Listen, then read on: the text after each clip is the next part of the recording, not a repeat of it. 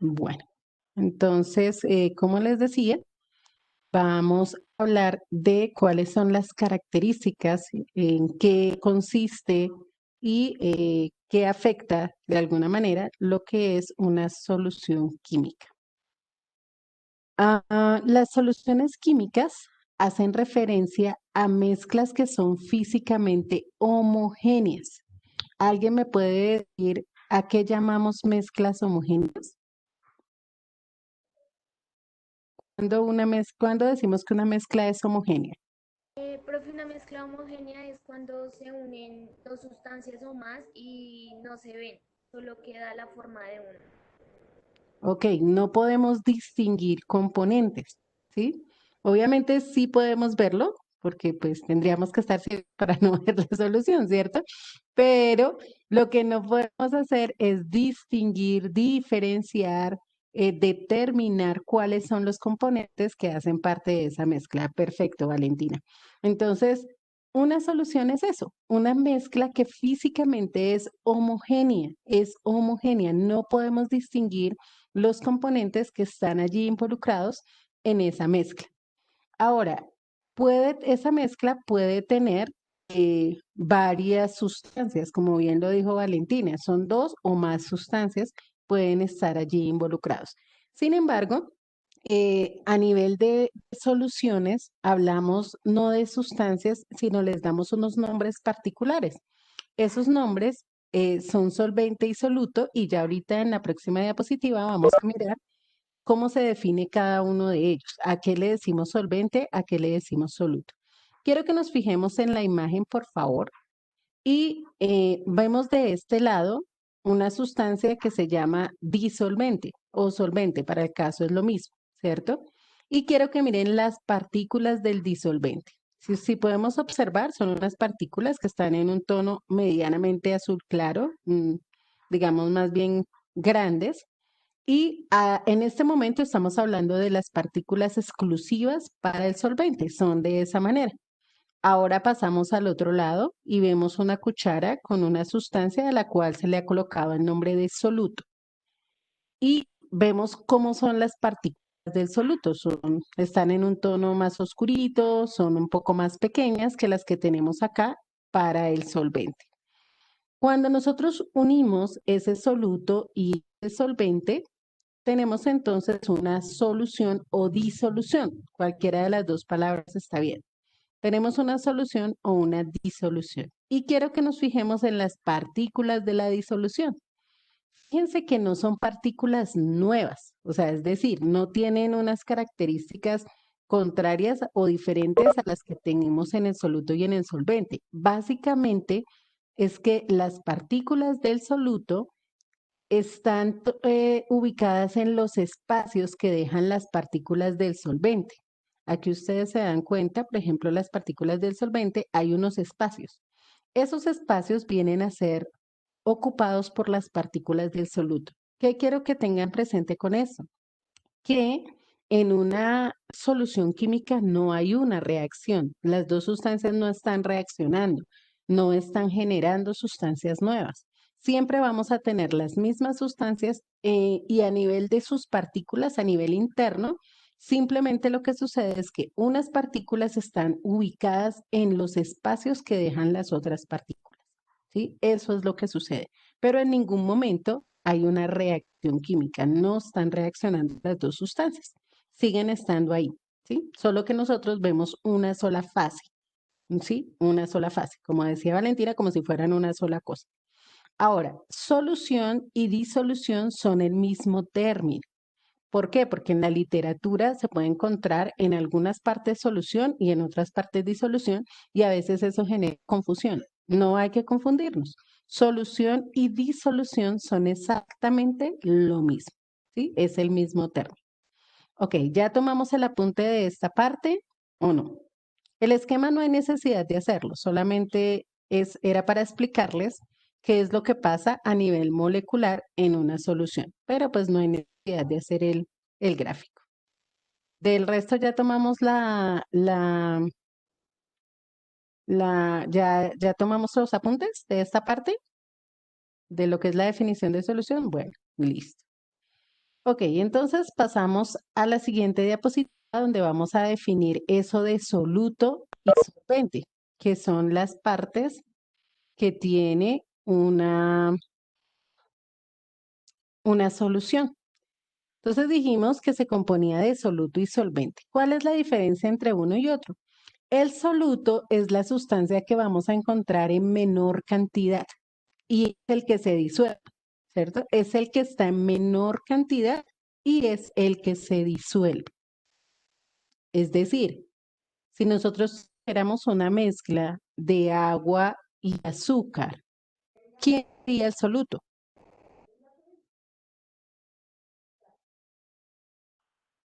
Azúcar. El azúcar. Bien, Kiner. El azúcar, porque es el que voy a tener en menor cantidad. Y aparte, el azúcar es el que se va a disolver en el agua. Y por otro lado, tenemos el solvente. El solvente, por ende, es el que se encuentra en mayor cantidad, ¿cierto? Es el que encontramos en mayor cantidad y es el en el que se disuelve el soluto, ¿sí? Es el medio en el que se disuelve el soluto. Entonces, para la mezcla que acabamos de mencionar, pues el solvente sería el agua, ¿cierto? El agua que es el que vamos a tener en mayor cantidad y allí es donde vamos a disolver el soluto. Ahora, suponiendo el caso de que tuviéramos una mezcla donde yo tengo 50 mililitros de alcohol, ¿cierto? Alcohol el que utilizamos en casa para la limpieza y eso, alcohol isopropílico, y tuviéramos 50 mililitros de agua, ¿cierto? Para generar una mezcla entre agua y alcohol. ¿Quién sería el soluto y quién sería el solvente?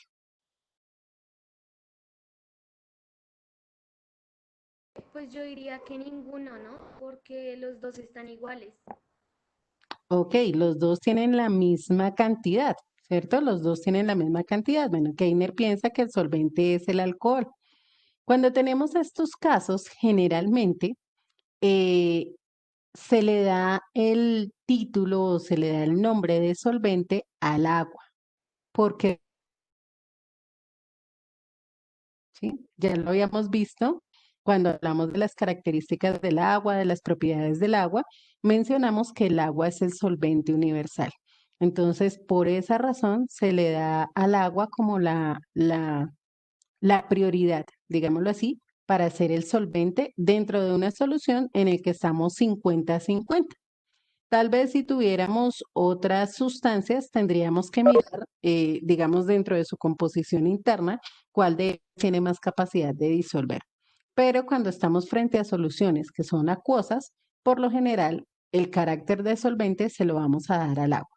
Y la otra sustancia, en este caso el alcohol, va a tener el carácter de soluto. Bueno, listo. ¿Ya tomamos el apunte de esta parte?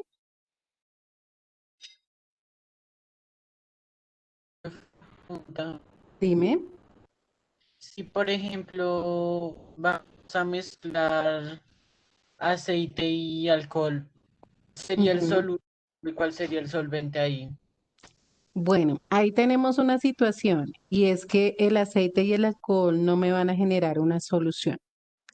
¿Por qué? Porque son sustancias que, digamos, a nivel estructural son diferentes. El alcohol es una sustancia polar, ¿sí? El alcohol es una sustancia polar, por eso se puede disolver en agua. Y el aceite es una sustancia no polar, ¿sí? Acuérdense que les expliqué que el agua generaba un polo positivo y un polo negativo. Entonces, todas las sustancias que tienen esa misma propiedad de generar esa polaridad se pueden disolver en agua. Y las sustancias que no generan esa polaridad, como en el caso del aceite, no se pueden disolver en agua. Entonces, si una sustancia es soluble en agua, no es soluble, o sea, en aceite. Entonces, si yo tuviera aceite y alcohol, no se van a generar esa solución. No se me genera una mezcla homogénea, se va a generar una mezcla heterogénea y en las mezclas heterogéneas no hablamos de soluto ni de solvente, solamente para soluciones que son mezclas de tipo homogéneo. Tendríamos que hablar de otras cosas, por ejemplo, la gasolina y el aceite, eso sí se pueden mezclar porque ambos tienen carácter no polar. Entonces, en ese caso, tendríamos que mirar el que esté en mayor cantidad. Y si están en cantidades igual, miramos cuál de los dos tiene mayor capacidad de disolución, es decir, en cuál de los dos se disuelven más sustancias para darle el carácter de solvente. Y si no lo conocemos, pues entonces le podemos dar a cualquiera de los dos el carácter de solvente y al otro el carácter de soluto. No habría problema con eso. Bueno, Muchas gracias. listo. ¿Ya tomamos el apunte de esta parte, chicos? Ok. ¿Falta alguien? No. Bueno, entonces Profe, pasa, señora. El aceite, el aceite de la gasolina.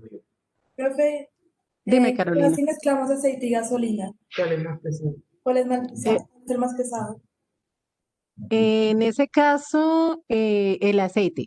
El aceite tiene un poco más, aunque bueno, la gasolina de por sí es una mezcla de varios hidrocarburos, pero hay mezclas que son, o sea, hay mezclas de hidrocarburos en la gasolina que son más, de alguna u otra manera, más livianas. Se podría pensar que el aceite es más denso y por esa misma razón el aceite pues tiende a ser más pesado como tal que la gasolina, pero en este caso se pueden disolver porque son polares, o sea, las dos moléculas son, los dos compuestos son polares, entonces tenemos la posibilidad de disolver el uno en el otro y generar una solución, ¿sí? Entonces en ese caso no tendríamos como en el caso del agua y el aceite que por diferencia de densidad el aceite quedaría arriba y el agua quedaría abajo, ¿sí?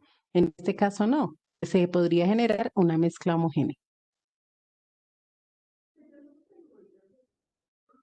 ¿Ok? ¿Alguna otra pregunta?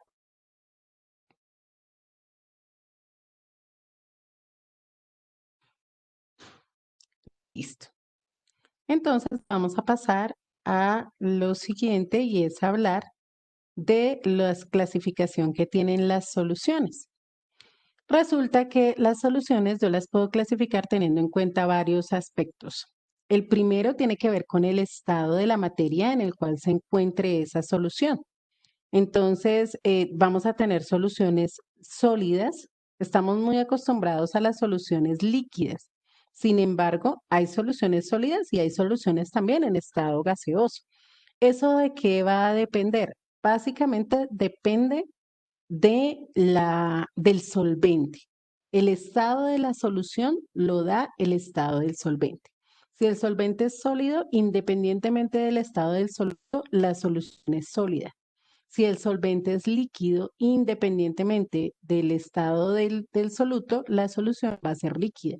Y si el solvente es gaseoso, independientemente del estado del soluto, toda la solución va a estar en estado gaseoso. Entonces, miremos acá algunos ejemplos que tenemos. En el caso de los sólidos, podemos tener una solución sólido-sólido, es decir, solvente sólido, soluto sólido. Como en el caso de las aleaciones. ¿Qué aleaciones tenemos? El acero. El acero es una mezcla homogénea de hierro y carbono, donde el soluto es el hierro, ¿cierto? Perdón, donde el solvente es el hierro y el soluto es el carbono. Y ahí tenemos entonces el acero. Y el acero pues tiene diferentes composiciones dependiendo de la cantidad de carbono que se utilice. Otra aleación, por ejemplo, es el bronce, ¿sí? En el bronce tenemos hierro, tenemos zinc, ¿sí? Entonces, son mezclas que son homogéneas. Para nosotros, si usted ve una medalla de bronce o algo elaborado en bronce, simplemente se ve así, homogéneo, ¿sí? Homogéneo. El bronce se ve en un solo tono, digamos como una especie de naranja, pero eh, es una aleación. Hay dos sustancias ahí que están involucradas. Tenemos soluciones sólido-líquido, como por ejemplo los amalgamas entre el oro y el mercurio. Ustedes saben que el mercurio es el único metal líquido a temperatura ambiente. Entonces, cuando hacemos una aleación entre oro y mercurio, como el oro, que es el que está en estado sólido, va a ser el que va a estar en mayor cantidad, se genera una amalgama. Esas amalgamas las utilizaban antes para el tema, por ejemplo, de calzas de muelas, y reemplazos de dientes. Entonces, por ejemplo, habla la persona "Ah, que tiene un diente de oro". Es una amalgama entre oro y mercurio y se utilizaba en esos casos, ¿no? Teniendo en cuenta, vuelvo y repito, que el oro viene a ser el solvente porque es el que se encuentra en estado sólido, se funde, se mezcla con el mercurio y la mezcla nos va a quedar en estado sólido. Y también tenemos un ejemplo para sólido gas, que es en el caso de la naftalina. La naftalina también se utilizaba mucho anteriormente para que la ropa no tomara un mal olor. Entonces en los closets colocaban bolitas de naftalina, que es naftaleno. El naftaleno es un compuesto aromático orgánico formado por dos anillos de benceno. Ese naftaleno, eh, en presencia del aire, formaba la naftalina y la naftalina eran unas bolitas y se colocaban allí. Entonces el aire iba saliendo y digamos como que le daba un olor característico al closet y no permitía de pronto que se tomara ese olor como aguardado que a veces se genera en los closets por estar cerrados. Eso es una mezcla sólido-gas, es un ejemplo de ese tipo de mezcla. En el caso de las mezclas líquidas, entonces, una mezcla líquido-sólido, como la que les acababa de mencionar, agua y azúcar es una mezcla líquido-sólido, donde el agua está en estado líquido y el azúcar la tenemos en estado sólido. Lo mismo en agua salada, ¿no? Tenemos una cantidad de agua, una cantidad de sal y esta es una solución líquido-sólido. También tenemos líquido-líquido. Entonces, por ejemplo, el vinagre es una mezcla de ácido acético con agua.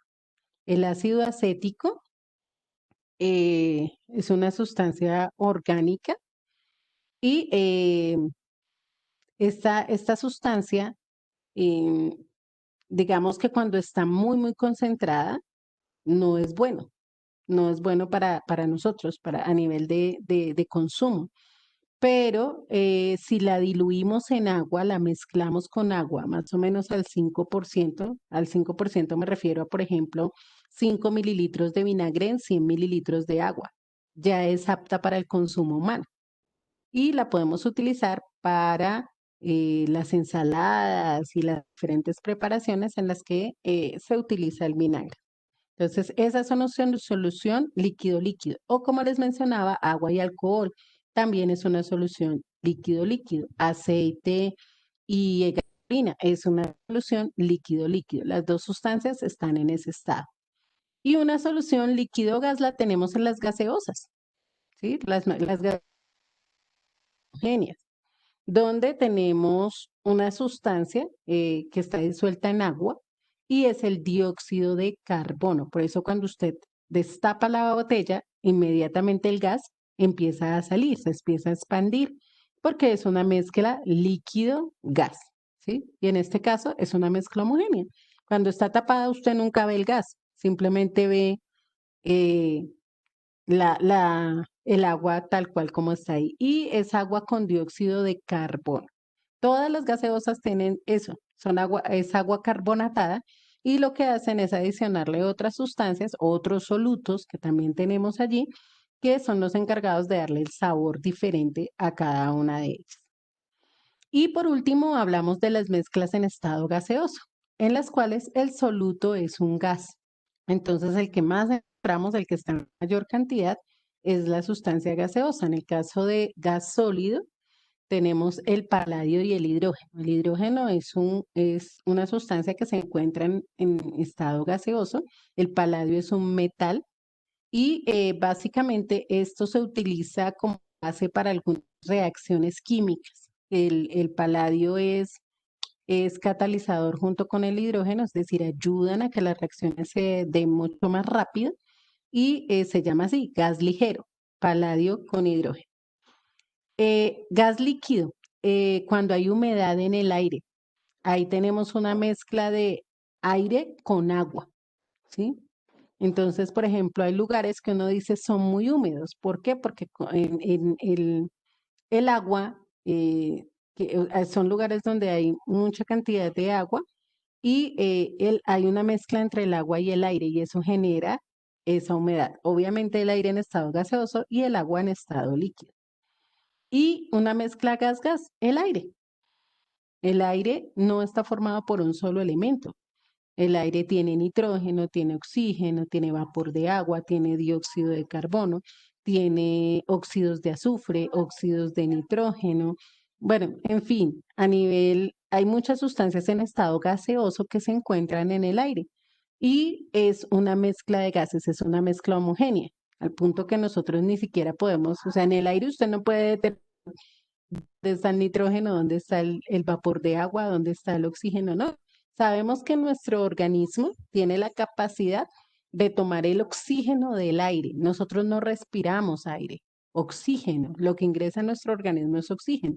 Ese oxígeno está en el aire, ¿sí? Pero nuestro organismo lo que toma es del oxígeno, el resto no. El mayor componente del aire es el nitrógeno. De todos, lo que más tiene el aire es nitrógeno, más que oxígeno. ¿Listo? ¿Alguna pregunta con respecto a esta parte?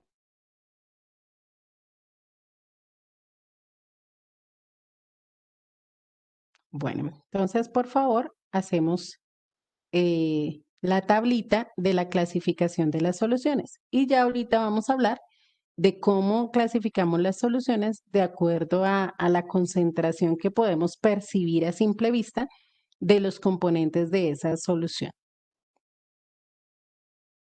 Me avisan una vez hayan hecho el cuadrito.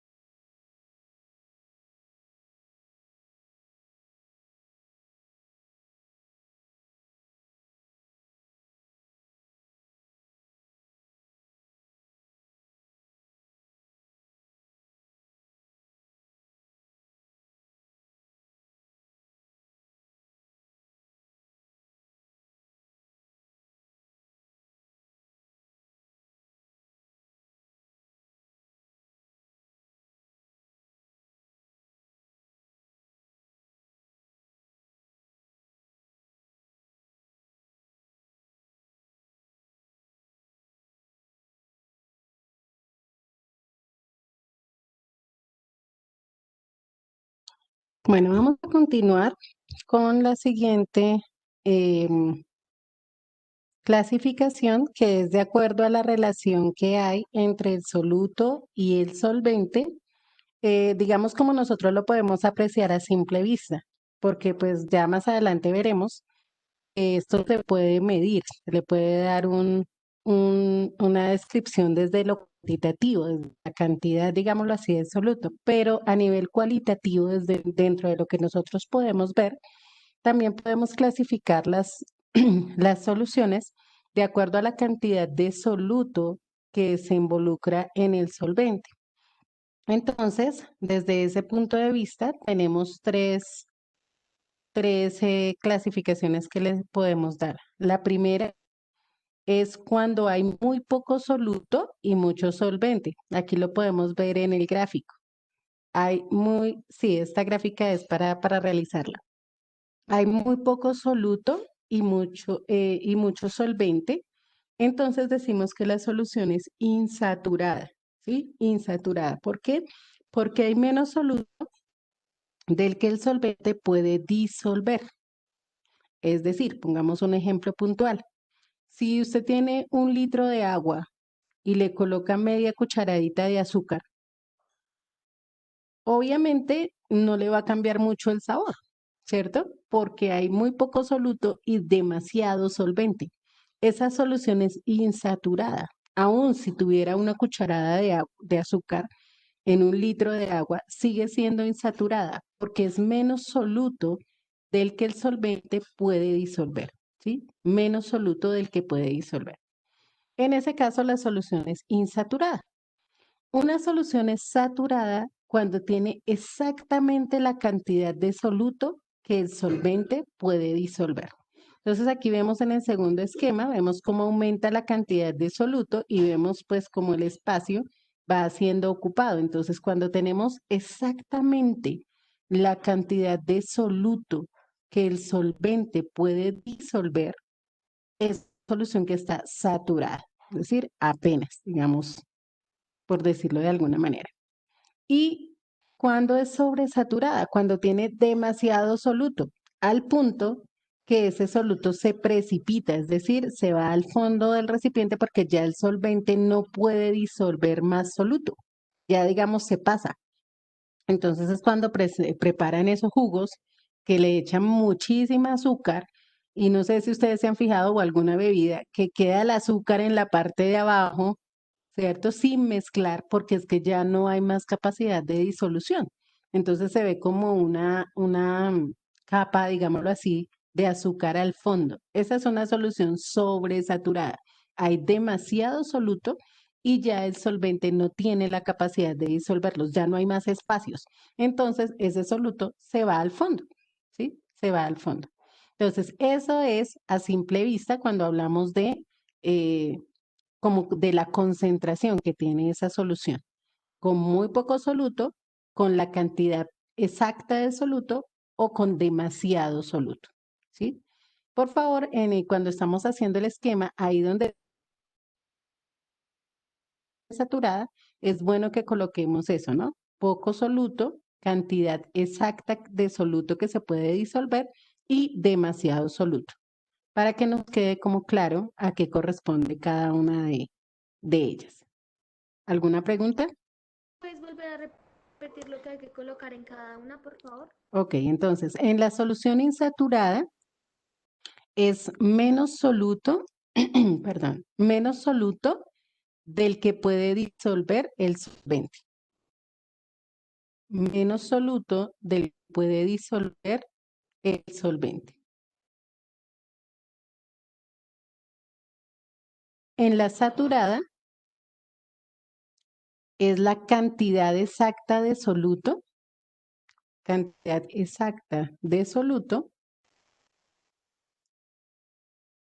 puede disolver el solvente. Cantidad exacta de soluto que puede disolver el solvente. Y en la sobresaturada es mayor cantidad de soluto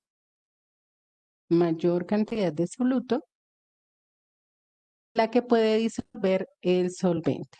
Mayor cantidad de soluto de la que puede disolver el solvente.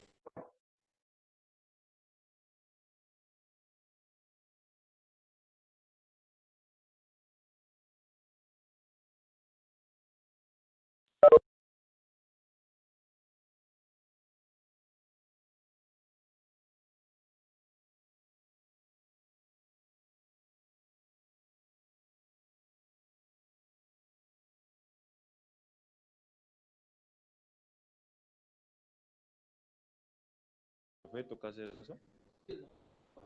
Y ya había dicho desde el inicio que debían hacer la gráfica. Le voy a solicitar el favor a alguien, no sé quién es el administrador del grupo, esperen, yo miro acá, que le tome un pantallazo y lo envíe por si Jimena o Keiner, que le envíen un tomen un pantallazo y lo envíen al grupo porque nos queda poco tiempo. Entonces, de pronto no alcancen todos a terminar el esquema.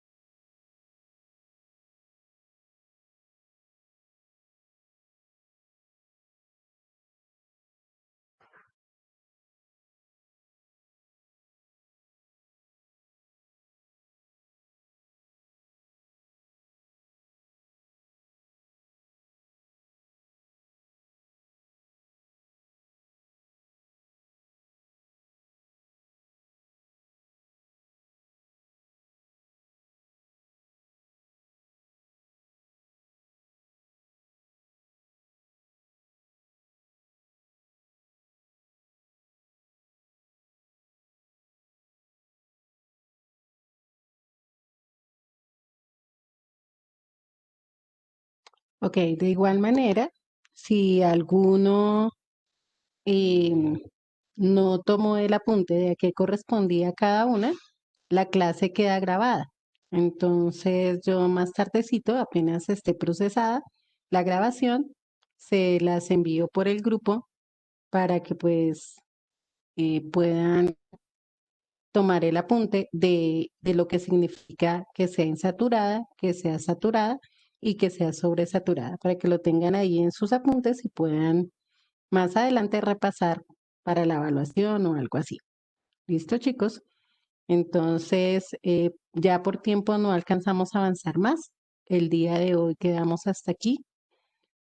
Nos vemos nuevamente en clase la próxima semana. Que tengan excelente resto de día y que Dios me los bendiga. Dime, Sara.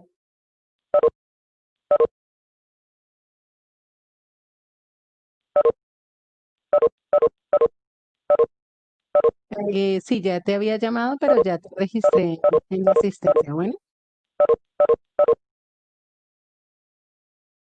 ok, chao, chicos.